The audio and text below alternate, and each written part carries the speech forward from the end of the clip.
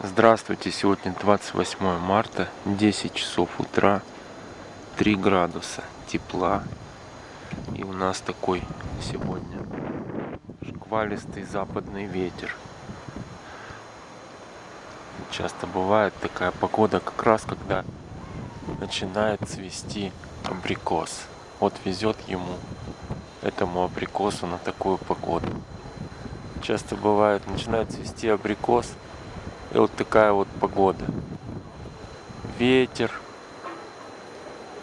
похолодание. Вот так вот. Неблагоприятные условия. Не знаю, сколько в итоге будет плодов.